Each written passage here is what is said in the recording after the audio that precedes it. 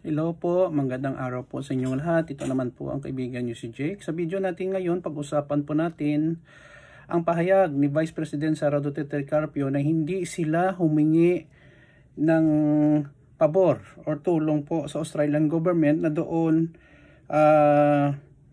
ang kanyang ama, si former President Rodrigo Roa Duterte, pwede ma-release, interim release kung sakaling payagan ng ICC.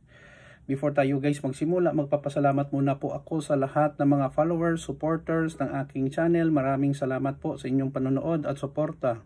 Kung bago lang kayo sa channel ko at gusto nyo ang video na ito, paki-like lang po, share, and huwag kalimutang mag-subscribe. Sa ngayong araw po, June 28, 2024, ay nagpalabas po ng pahayag ang ating mahal na Vice President Sara Duterte Carpio. Kinlarify niya ang kanyang ama, si former President Rodrigo Roa Duterte, na sa kasalukuyan ay napiit doon sa detention cell ng ICC, ay hindi po nag-apply ng interim release with the Australian government. Pero klaro naman po guys, sa mga pahayag nila na posible na doon daw sa Australia. Medyo na, ewan ko kung nagsisinungaling o napabago-bago naman ang statement, pero nagpalabas po ang Australian government na ayaw nila tanggapin si Tatay Digong. So ang ginawa ni Inday Sara, nagpalabas na hindi daw nag-apply para save the face, para hindi po sila mapahiya. Sa tingin nyo guys, mga tanga ang Australian government magpalabas ng statement kung na hindi nila gusto si Tatay Digong, kung hindi ito nag-apply in the first place?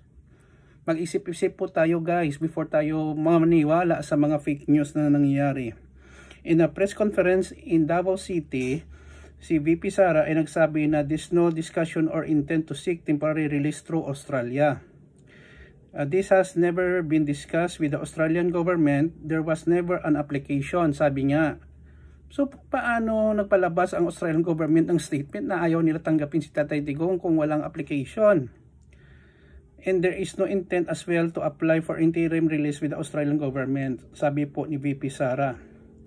So ito guys, ang statement lumabas sa pag-respond sa report na claiming that the Australian government had alleged rejected a possible request to host the former president if the International Criminal Court grants his interim release. Grabe ito. Ano ba talaga? So bakit ang tanong ng netizen? So why go to Australia to seek audience with Australian political leaders in Pinoy OFW in the first place? Bakit pumunta pa sa Melbourne?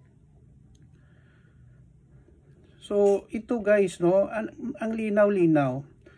Sinungaling talaga ng isa, sabi ng ng isang netizen. But it was you who mentioned during your visit there earlier about the possibility of Australian hosting your father. I am telling the truth.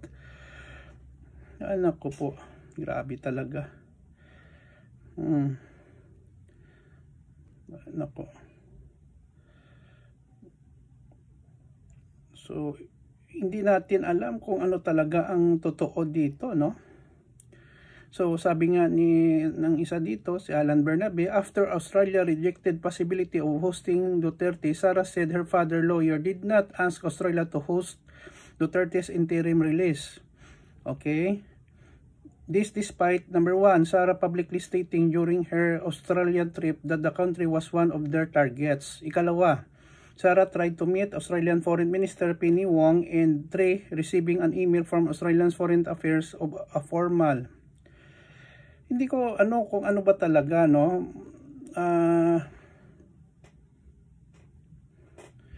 ba talaga? Nag-apply ba or wala? Kayo na lang bahala guys,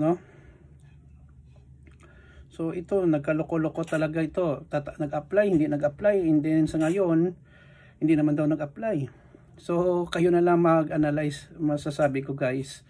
So thank you guys sa inyong panonood at suporta. Sana po may nakupulot po kayong aral dito, So please like, share, and huwag kalimutan mag-subscribe sa channel ko. Mahal po kayo, nakin. Ingat po tayo lagi.